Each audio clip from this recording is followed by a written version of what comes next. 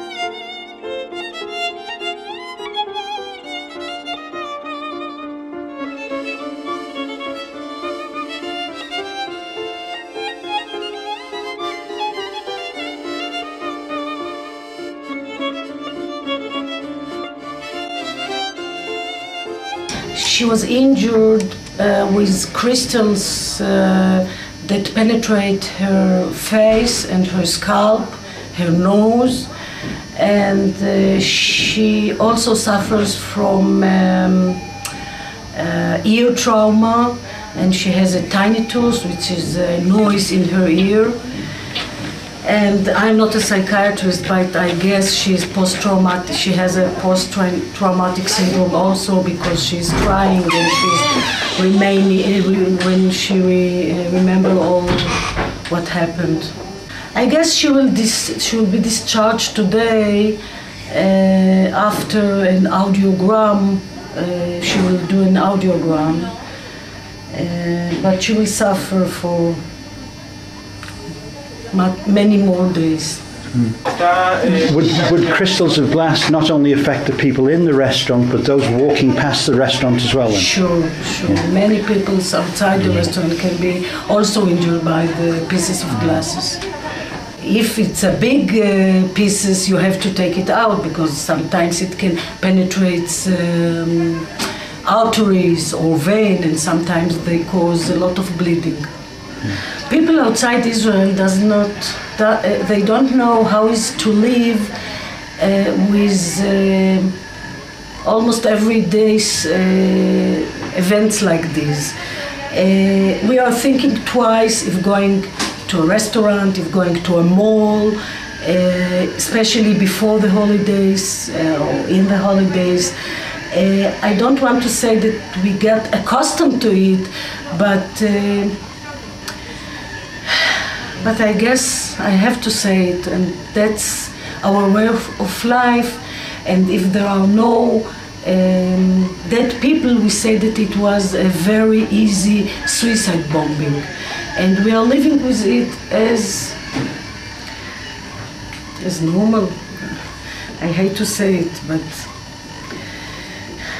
it's horrible to live like this, and it's horrible to say that that's our way of life, and I hope there will be an ending for this. Mm-hmm. We haven't got another country. That's the only country we have, and we cannot go no place, because nobody wants us, the Jews, overseas. That's the only. Israel is the only place we have. I want to tell these things for the sake of my parents, for the sake of my father and my mother, who was Holocaust survivors, and I'm from the second generation. And they were in Poland, they came from Poland. My mother was married with a 2-year-old child, and my father was married to another woman, of course, not my mother, with a 5-year-old child. They were very, very rich. My father was a doctor. His family has a factory of furs, and my mother was very rich, and they were learning and having families. And my mother, when she was hiding from the Germans. She was hiding with her 2-year-old son. Her husband was killed in an akция, and the people said, you have to go out or to kill your child. Mishka, he was called Mishka, and she killed him, she strangled him. And my father, in another city in Novogrodek, he was hiding also, and the German came to take them for the bore, how you say the bore?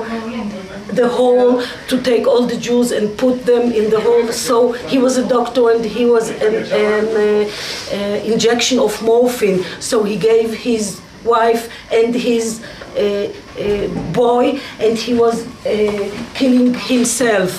But he had no enough. He had the morphine was not enough for him, so he survived, and he was taken out from the hole. I think it's not a hole, but it's expressed what I mean. So they survived, and they came and they met together in the forest. They were partisans, and they came to Israel. And then I was born after the Milchemet HaShichrur, the independence war. And I think, and my mother and my father always told me that nobody liked the Jews. Nobody wants us elsewhere. They had a ticket to Australia, and they didn't know, because they said that in Australia also there can be a Holocaust. And I think it's not that I love Israel, but if we would go to someplace else, that was our country. But our country was in Israel, and everybody came to Israel, and we came to Israel and built our home here, and that's our only place to live. Nobody wants us anywhere. We will be foreigner anywhere we are foreigner, in the States, in Europe, everywhere. Only in Israel it's our place, and we have no other place. So we have to defend our place, and we have to be here. We cannot give Haifa to the Arabs. They were here.